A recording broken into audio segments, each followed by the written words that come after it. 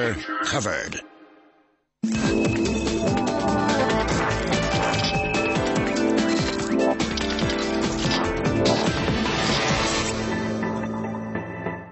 Hi, I'm Max Keiser. This is the Keiser Report. Check it out. Jet bomb! We went to New York City, and they downgraded America. S&P did immediately, as we told you they would. Others doubted us, but we guaranteed it. And now we're back in France, and guess what? Stacy Herbert, tell us more. Well, Max, I'll tell you the headline. As soon as Max Keiser arrives in France, AAA rated France may be vulnerable to downgrade following cut to the U.S. Yeah, well, there's a tremendous ripple effects, aren't they, with this downgrade? Because the U.S. dollar is, of course, connected to the U.S. Treasury bond market, and it's connected to the thigh bone, connected to the hip bone, connected to the foot bone, connected to the... Yeah, baby, it's all connected. So when you downgrade, you start to pull the thread on the U.S. dollar, the whole kit and caboodle gets unraveled. Yeah, you might also say, however, that it's all related to S&P itself and Moody's and Fitch, because the U.S. and France are in such bad shape due to all the so-called AAA-rated collateralized debt obligations and other credit derivatives that S&P allowed to be rated AAA, and then these countries' banks bought these toxic debts. Yeah, that's an interesting part of the history, isn't it? You know, during the period leading up to this financial crisis, the selling of collateralized debt obligations, CDOs as they're known, and other flora and fauna of the derivatives sphere spawned by the witch herself, Blythe Masters. Fitch and Moody's and S&P gave these concatenations, these abominations, their AAA rating, and it created this huge Ponzi scheme. Now they've pulled a rug out from underneath them. Well, Max, another story related to this financial chaos going on at the moment. Bank of New York Mellon charges depositors. America's biggest custodial bank has been forced to start charging customers who have deposits of more than $50 million as more investors take cover from the market turmoil. So they're saying that they're basically trying to force people out of cash and into somewhere else because they're receiving so many people coming in, flooding the banking system with all this cash. Now, this is something we've spoken to James Turk about, where he envisioned reverse capital control, that instead of capital controls being on money being taken out of the U.S., it would be against money being brought into the U.S. in order to avoid the hyperinflation of all those dollars that are overseas. Yeah, another great point. Trying to stop that money from coming in by charging essentially negative interest rates. People say you can't take interest rates below zero, but you can by charging people to hold their money at the bank. They start off with these big $50 million deposits, and then they work their way down to the mom and popper out there with a couple of $1,000s on deposit. You will be charged 1 or 2% or more at the end of the year. You have that much less in your account as the bank is trying to pay off their bad loans that should have been ring-fenced and dealt with back in 2008, but instead were let to metastasize and grow into this enormous economy-killing tumor of bad debt. And, I mean, this is another actual point for those who argue that there's deflation. And there are some people who argue there's massive deflation. So here a bank is able to charge money for people to hold this amount of cash. But it also, the article points out that the news of the levy emerged as a sale by the U.S. Treasury of $20 billion of 10-day bills offering zero yields further demonstrated investors have now become intent on preserving capital. Yeah, the trend is obviously toward negative interest rates, and that's negative purchasing power. And, oh, by the way, that's a good reason to buy gold. Again, we come back to gold. Well, let's move on to the other AAA-rated securities about to be downgraded. Muni market prepares for lost AAA ratings. So the $2.9 trillion municipal bond market is preparing for hundreds and hundreds of downgrades after Standard & Poor's lowered the U.S. one level to AA+, the first ever reduction for the country. So S&P is likely to cut its ratings on municipal debt secured by the federal government, such as pre-funded bonds, tax exempts backed by U.S. agencies, and credits that are most dependent on federal spending. Right. The AAA rating of the U.S. Treasury bond is a reference rating that is connected to all these other aspects of the economy, like the municipal bond market. Also, on the corporate side, I was just looking at Zero Hedge.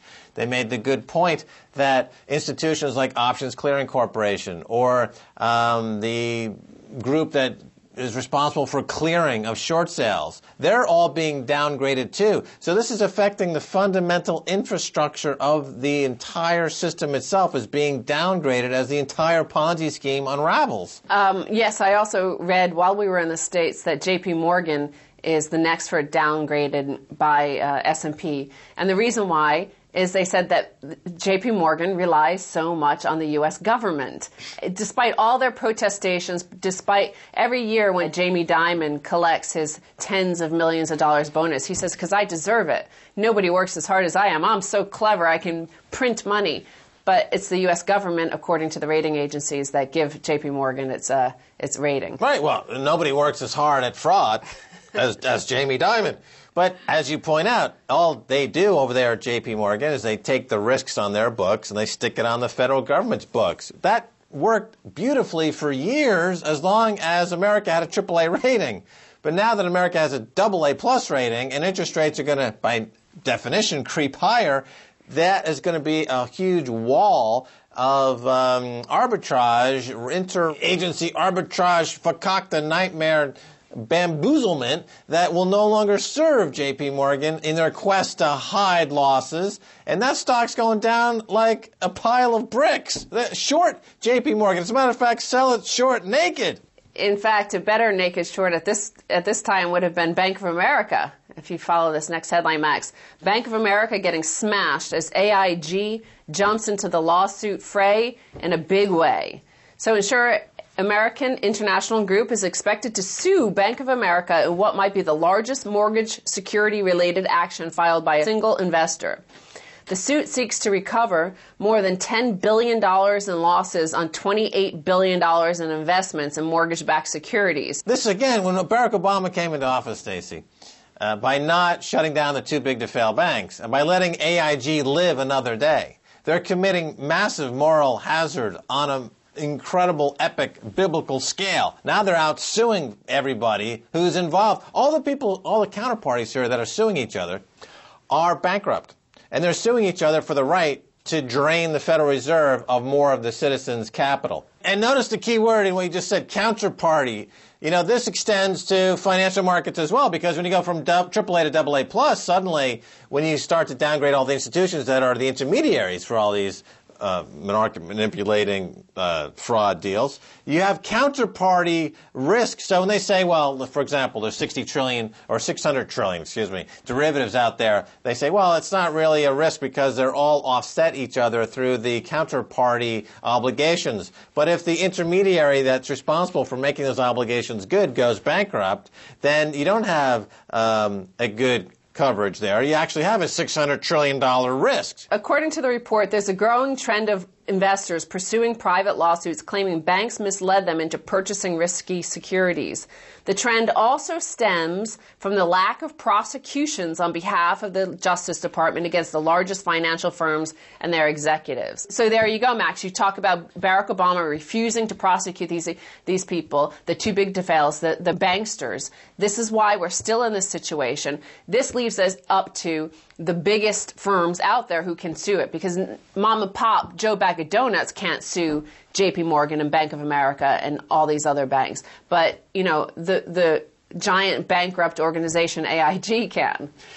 Yeah, I think this is so important because at the time when they let AIG get away with this massive fraud, remember, and when Hank Paulson went to Congress and extorted $750 billion, it was always, we got to keep these markets open. We can't afford them to go bankrupt. We can't afford the counterparty risk. We can't afford the systemic risk. And Barack Obama just put his thumb in his mouth. Okay, guys, I don't know any better. And now, 2.5 years later, It doesn't matter. Barack Obama, by not enforcing the law, by not following the Constitution, it's going to blow up anyway. Well, apparently AIG is planning to file similar lawsuits against Goldman Sachs, JP Morgan, and Deutsche Bank. And of course, after that will come the rating agencies, because JP Morgan, Goldman Sachs, and Deutsche Bank were selling products that were AAA rated by S&P. But with all these things falling apart, everybody losing their AAA, America falling apart into a bucket of fraud and nothingness, I want to bring up one final headline to think of another option, another reality that we could be facing today. What if Barack Obama had been a leader? The bull case for gold. Gold is rising because the world's monetary system is being debased and there's no sign of stopping.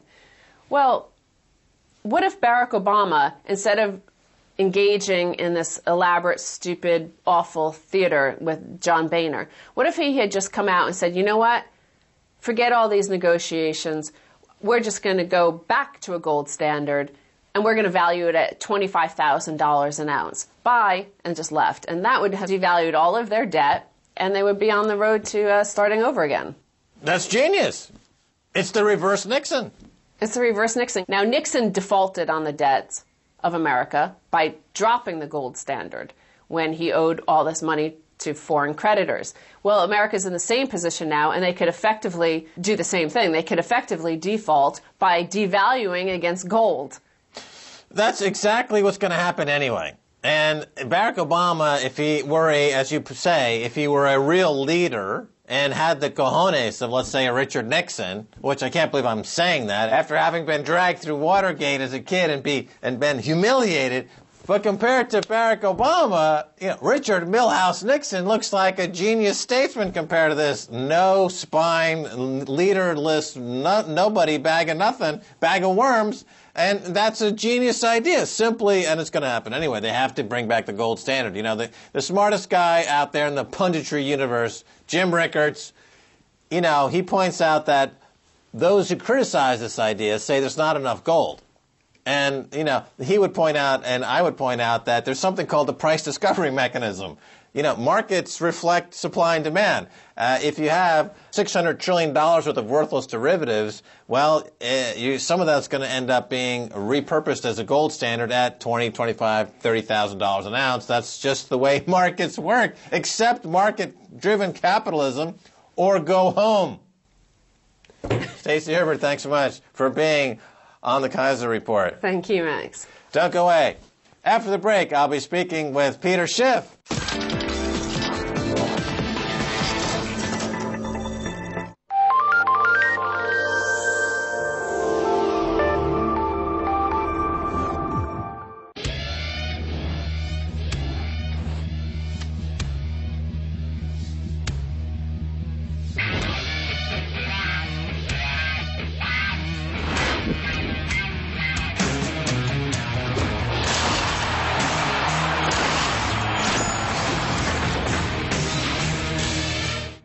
This is a cable from the U.S. Embassy in Bogota. They talk about here an apparent June 7th incident of extrajudicial executions. The military reported to the press that on that date it killed 9 guerrillas in combat. The investigation by Instrucción Criminal and the Procuraduría strongly suggests, however, that the 9 were executed by the army and then dressed in military fatigues.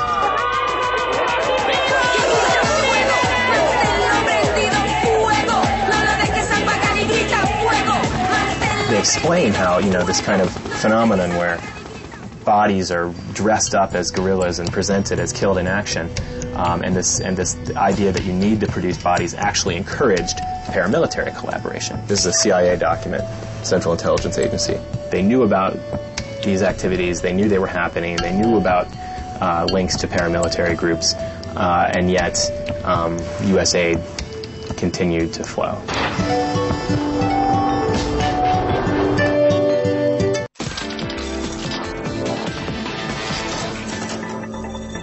Welcome back to the Keiser Report. Time now to go to Connecticut and talk with money manager, radio show host, author, all-around nice guy, Peter Schiff of Euro Pacific Capital. Peter Schiff, welcome back to the Keiser Report. Thanks for having me on. All right, Peter Schiff, as we have been talking about, and as you have been talking about, the U.S. has downgraded been downgraded by S&P, their debt from AAA to AA+. Did the S&P go far enough? Well, of course not, but at least they went in the right direction. And, in Wall Street parlance, any downgrade means get the hell out. They never like to put a sell on anything. So you have to look. If they go from a strong buy to a buy, it means, look out below. And so they did the minimum that they could do. But really what S&P is saying, as far as I'm concerned, is get out of U.S. debt, any dollar-denominated debt, because what they're really downgrading is not Treasury bonds, but the dollar. Because S&P knows, as Alan Greenspan said and Warren Buffett said, they don't have to default. They can print.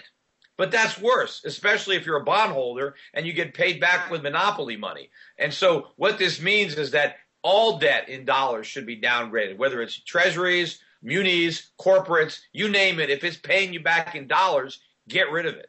All right, now let's talk about the whole rating agency motif. How they have been, the role that they've played in this crisis and what's been going on in the last few years. Because during the lead up to the crisis that you document very well in your book Crash Proof and Crash Proof 2.0, you talk about how the rating agencies were remiss in that they gave the derivatives, the collateralized debt obligations, and these other concatenations of bastardizations, these securitizations, AAA rating. So why suddenly did they get religion? How did that happen? Because they were in. Well, yeah, go ahead. It's funny that the Obama administration is saying, well, why should we listen to S&P? After all, they got it so wrong with the subprime. They think we should listen to Moody's and Fitch, but they also got it wrong. And what everybody got wrong was they rated stuff AAA that shouldn't have been AAA, and they're still doing it. At least S&P is learning from its mistakes, whereas the other agencies are not, and the Obama administration is criticizing S&P for learning from its mistakes. Now, it's interesting. I'm looking today, and the unintended consequences, I guess you could call it, because now Fannie Mae and Freddie Mac are being downgraded. Some of the institutions like the Options Clearing Corporation and other part of the infrastructure and the architecture of the markets are being downgraded, and municipal bond markets are being downgraded because the AAA rated of the U.S. government is a reference rate. Can you talk about how this is going to trickle through to these other pieces of the infrastructure and what consequences? Certainly, because if the U.S. is not AAA, if the U.S. is AA+, then if you used to be a AA+, well, you got to go down to AA because you're not on par with the Treasury. If you were somewhat more risky than the Treasury, you're still more risky because the Treasury can tax everybody to pay its bills. And if the Treasury doesn't tax, it prints, and it debases the dollar. That affects all bonds, not just its own bonds. But, what's also crazy about the rating system, why is China, the world's biggest creditor nation, we owe China trillions. How can they be rated AA minus? And we're rated AA plus. I mean, what kind of Twilight Zone world is the world's biggest debtor a bigger risk than the world's biggest creditor? Yeah, what's Geithner's comments? He says S&P is being irresponsible. Isn't S&P being responsible, like PIMCO is saying? It's the government that's being irresponsible. They're the ones that are racking up the debt. And, the Obama administration is all over S&P because they claim they got the math wrong, that they didn't count this $2 trillion of assumed savings over the next 10 years. Why should they count it? It's not going to happen. And, in fact, the real math problem is with the administration using these CBO budget numbers. All of these deficits assume a rapidly growing U.S. economy for the next decade with low inflation and low interest rates. This exists only in a dream. The reality is we're already going back to recession. So you can take all those rosy scenarios and throw them in the trash can where they belong. The budget deficit is going to be much worse than both the administration and S&P believe. So, they're all wrong on the math. All right, I'll tell you what, go over that once more just so, because everyone's talking about this $2 trillion mistake. Just review that again, why that's really a false canard in all this. And also comment on Warren Buffett's remark that Moody's, that S&P is somehow wrong and that his investment in Moody's, they're right. Yeah, of course, people forget that he's got a dog in this hunt because he's a big shareholder in Moody's. And if S&P has got it right, that means Moody's has got it wrong. So when he comes out and attacks Moody's, he's got S&P, he's got an agenda. Also, this guy said that he would buy treasuries even if they had no yield. So, what good is his opinion if it's that moronic? I don't know, maybe senility is catching up with Warren, because obviously he can't be as great an investor as people think if he's saying he's willing to buy treasuries even if they pay zero. If that's the case, let's sell him some special treasuries. It'll save the taxpayers a lot of money. If Warren Buffett will really buy our debt if we pay nothing. And of course, he also said that the federal government has a printing press. Well, yeah, what good is that to our creditors? It's great for the government because it inflates away its liabilities, but it also inflates away the public's assets, including the assets of Warren Buffett. Of course, he's criticizing S&P for missing subprime in the housing bubble. He missed it too. He got it completely wrong. In fact, many of his companies might have gone bankrupt if the financial institutions weren't bailed out by the U.S. government. But the $2 trillion math era, so-called, is again based on S&P not calculating the full amount of the savings that Congress claims are going to be made over the next 10 years based on what they agreed to. But almost all of the $2 trillion in cuts happen sometime after 2017. There'll be a different president. There'll be a different Congress. They will not be bound by anything that was agreed to last week. The only thing that counts are the cuts that were made to the 2011 budget, and there are none. In fact, I just heard Barack Obama speaking, last night, talking about the need for more tax cuts. He wants to cut taxes for the middle class and for the poor, and he wants to spend more money on government infrastructure. That means he is advocating for bigger increases in the deficit right now. Okay, now you bring something up there. It sounds similar to what was experienced during the Lyndon Johnson kind of guns and butter. They want it all. And this led to huge over-expenditures, which led ultimately to Nixon closing the gold window in 1971. Stacy Herbert, who I do this show with brilliantly, asked me earlier in the show, can't Obama, if he was really a leader, do a reverse Nixon and just say we're going to reopen the gold window at $20,000, $25,000 an ounce to inflate away these debts? Well, that doesn't inflate away the debts. That is an attempt to remonetize gold, put the U.S. back on the gold standard. Yes, that's what we should do, but there's no chance that we're going to do that, certainly not under Obama. That was the last time the U.S. government actually did default. We defaulted on our promise to pay gold and basically rendered the dollar fiat with no real value. But I think that the loss that you're going to see in the dollar in the decade ahead is going to be far greater than the loss in the 1970s, because the dollar maintained its reserve currency status despite the fact that we defaulted on that promise. The dollar now is going to lose that status. Right now, the only thing that's standing between the dollar and complete collapse is the foolish actions of the Bank of China, the Bank of Japan. The world is propping up the dollar because they believe foolishly that it's in their political self-interest. But as I said, when they figure out it's no longer in their interest, they will pull the plug and the dollar is going to collapse much worse than it did in the 1970s. Hopefully at some point we will go back on a gold standard, but the price of gold will have to be much, much higher for that to happen. All right, let's talk about what's happening over there at Bank of Mellon. They're charging fees on deposits, over $50 million deposits. Can you talk about what this charging of a fee on a deposit means? Is it a negative interest rate? Will we see more of it? In other words, banks charging people to store their cash. And I think this is a byproduct of too big to fail, because people that have a lot of money want to put it in these huge entities because they feel that they're too big to fail, and so their deposits are safe. But the reality is none of these deposits are safe because they're all denominated in U.S. dollars. So what people need to do is convert their dollars into other currencies or gold. Look at the Swiss franc today. The Swiss franc is up almost 3 full cents. You need $1.32 to buy a Swiss franc. In fact, with the euro at $1.41.5, the Swiss franc is rapidly approaching parity with the euro. And it just took parity with the U.S. dollar. That happened very recently. And now it's at a 30% premium. And look at the Swiss franc. I mean, the yen, imagine where the yen would be if the Bank of Japan hadn't flushed the equivalent of $50 billion down the toilet last week to buy U.S. dollars and, of course, U.S. treasuries. What is Japan doing with all those dollars that they're buying? They're buying treasuries. Not because they want to, but because they think there's a gun to their head. But they're mistaken. So instead of paying somebody to hold your dollars, sell your dollars and get into the Swiss franc or get into gold.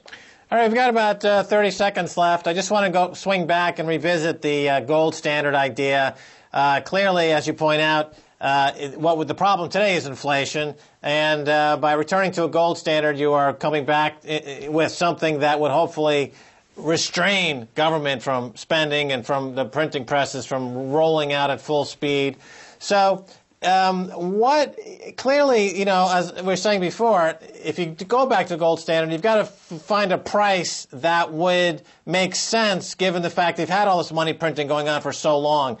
I know you've got a long-term target on gold in the thousands, but have you thought about at what price would Yeah, I don't know, because it depends on where we are when we go back to the gold standard. Obviously, if we go to the gold standard today, the gold price will be lower than if we go to it 2 years from now, when it's going to have to be that much higher. So a lot of it depends on where we get religion. And, of course, it all depends on how much gold we actually have, relative to all of our notes that are in circulation, because it's a relationship between the supply of dollars and the supply of gold that would set the backing and what we're able to give for each of our IOUs.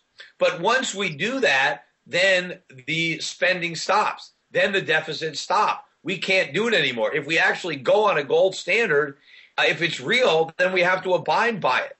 And so I don't think we're going to go to it again until we have a real crisis. As long as the world is buying our bonds, we're going to keep selling them. As long as the world is gobbling up our paper, we're going to keep printing it. As long as we can live beyond our means, we'll do it. As long as politicians can get elected by plunging us deeper into debt, they will do it.